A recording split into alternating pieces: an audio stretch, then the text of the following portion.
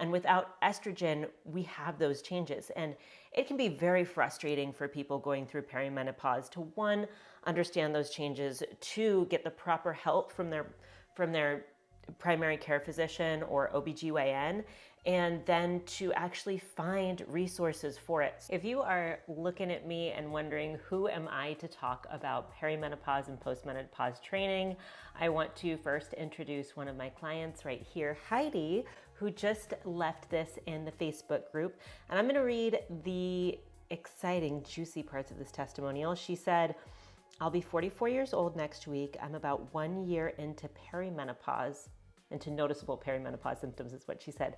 "Within the last few months, I've been experiencing low progesterone symptoms such as spotting." So this is something that we teach inside of the certification, is what low progesterone symptoms are.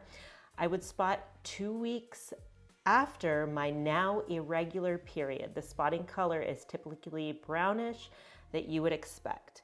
So she goes along to say that she isn't as far as along in the certification that she wants to be.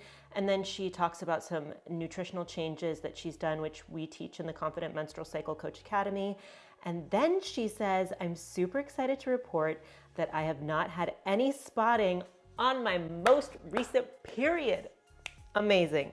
As a matter of fact, this is one of the most smooth sailing bleed phases I've had in a while. So if you don't know me yet, my name is Omega Zumpano, and I am an exercise scientist and menstrual cycle educator. And one of the things that I teach inside my certification for personal trainers to optimize and balance their clients' hormones is about perimenopause and postmenopause, and how we as trainers can understand those hormonal changes and adjust nutrition and training to get our clients the results that they are seeking without diets like keto and intermittent fasting and all those things. We have to understand the hormones. So in this video, you are going to learn how to work with the training of perimenopause and postmenopause, so exercise within that.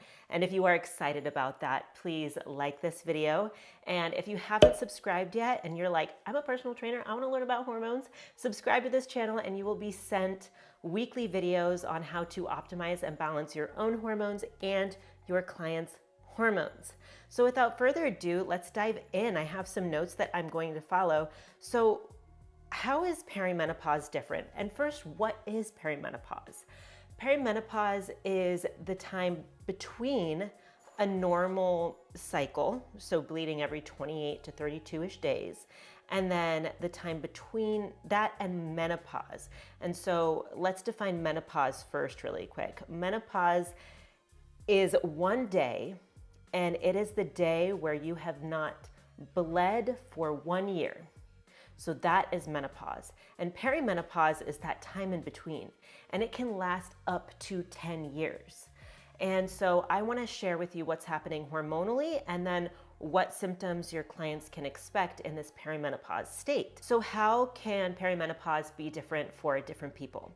So we have the irregular periods, and that's what Heidi was experiencing, the person whose testimonial I shared. She was experiencing irregular periods. These can be heavy periods or lighter periods or inconsistent periods. And then we have weight gain, muscle loss, sleep issues, hot flashes, the things we expect in the perimenopause state, and expect just because our society has told us that it's normal.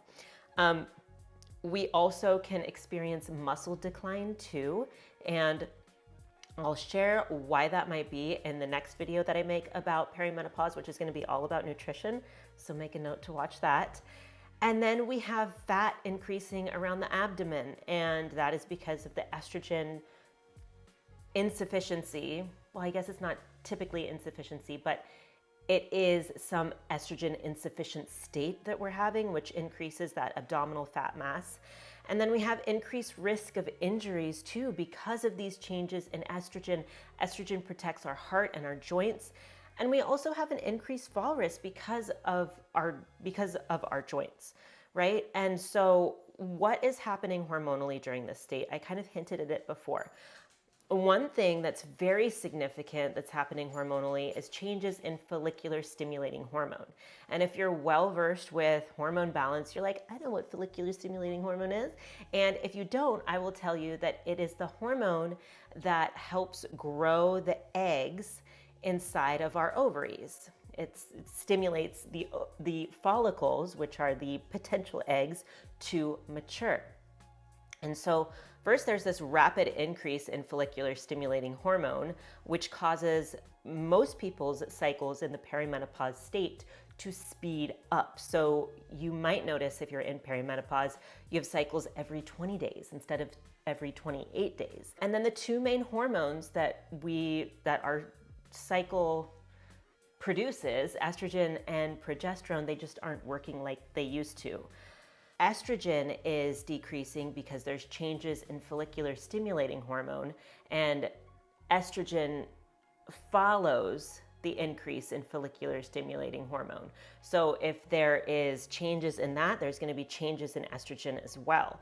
And estrogen tends to go down during perimenopause, which results in a lot of the symptoms that we experience, which is, I mentioned this before, the joint changes, the changes in metabolism, which cause us to store more fat, changes in sleep issues and mood, because estrogen increases serotonin and dopamine. Those are happy hormones.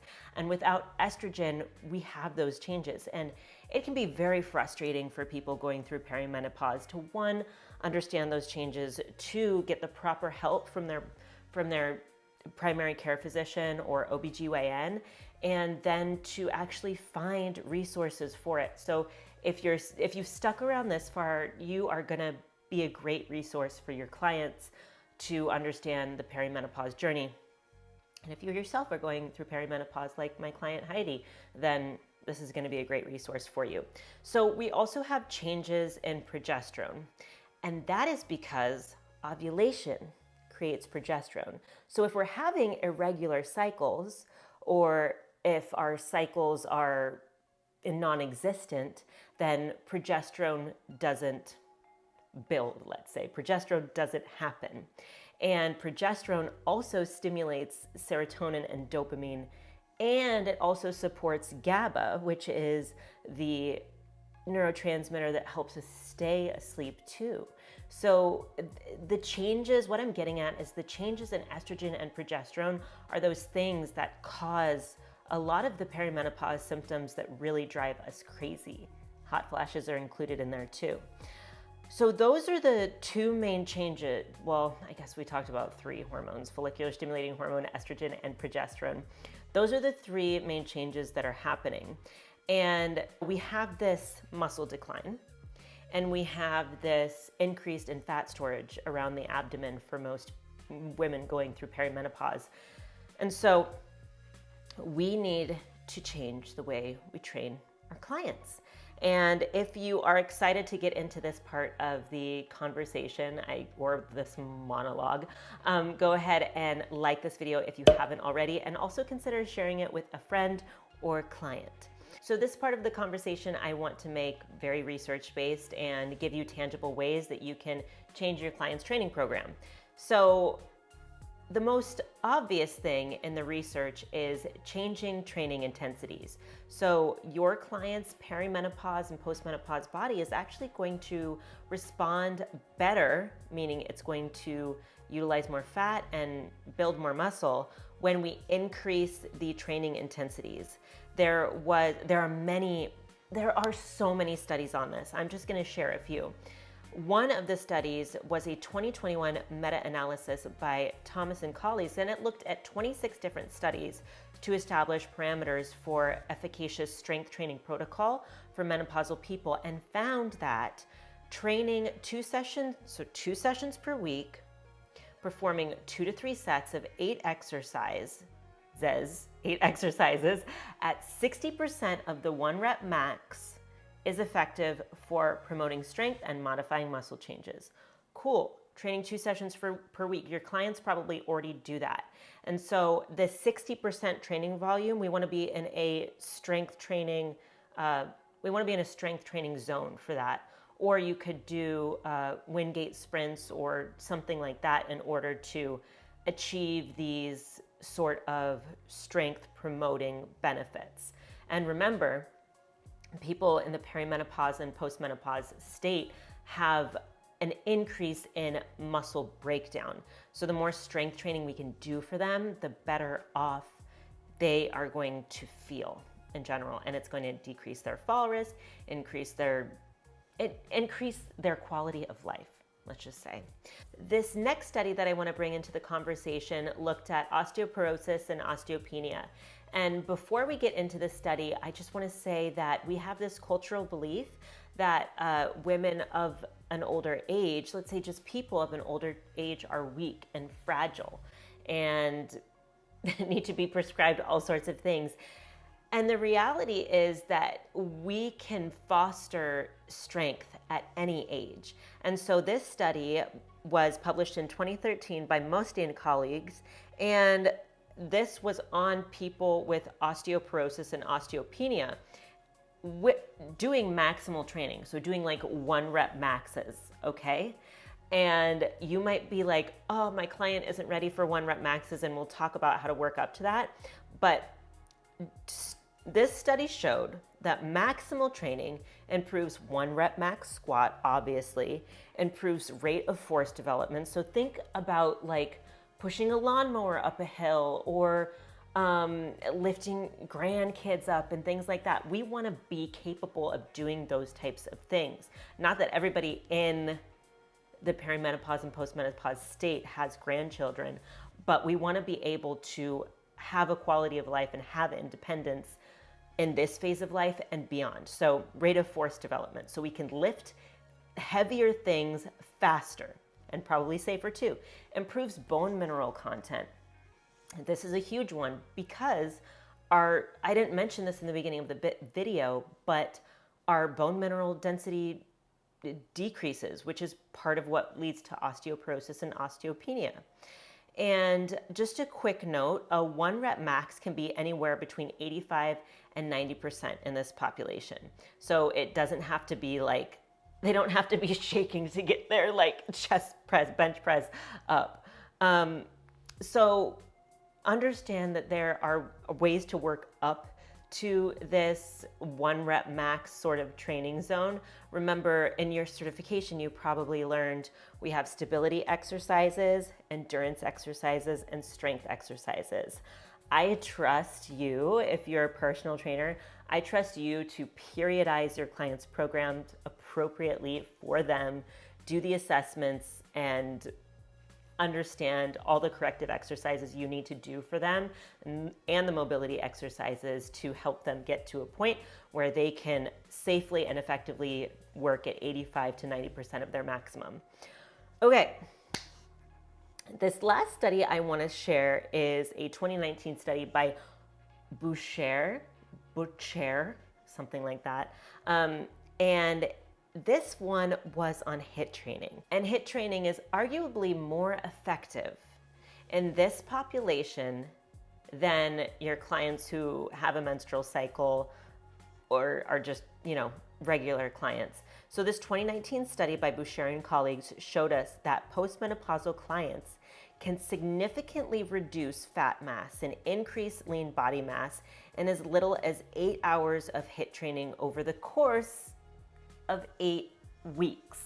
Okay, so this is really cool because this study showed us interval training throughout these 8 weeks. And like the study that I mentioned before, you don't have to work at it every day. You don't have to do interval sessions every day. I think this study, they did 2 or 3 interval training sessions every week, and they did about 20 minutes. And it was, I think, 8 seconds on, 12 seconds off. So it was pretty intense over the course of 20 minutes. And this significantly, like this study said, it significantly reduced fat mass. And, the conversation around fat and around thinness is just, it's so layered, it's so complex, and it can be so convoluted, especially, when we want to support our clients bodies and mental health, right? And the reality is that a lot of your clients probably want to get to this point where they have decreased fat mass. And so implementing these strategies is going to be much more direct. So let's go through all of those training details one more time. So we have training at 2 sessions per week, performing 2 to 3 sets of 8 exercises for about 8 to 12 reps at 60% max. So that is a strength training that you can do. And then we have 1 rep maxes that you can do with your clients. So obviously, you might not want to do a 1 rep max every session, but you might want to try some 1 rep maxes every week or every month. And so this maximal training improves bone mineral content, improves the rate of force production, and improves the 1 rep max squat. Great. We also have this interval training. So cardio probably still has its place for your clients, and that has been well established in the research. But this interval training has shown to significantly, I want you to take that in, drink it in, significantly reduce fat mass.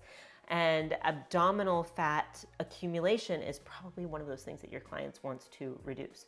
So take all of this, take notes. If you haven't already, you can go back through and take notes. And if you are thinking, wow, I really want to learn more of this stuff and get more of Omega's support, then consider applying for my Confident Menstrual Cycle Coach Academy. The link is below. And if you like this video, go ahead, like this video, subscribe to this channel, and keep an eye out for the perimenopause and postmenopause nutrition video that I have coming out. And other than that, I will see you in the next video. Bye.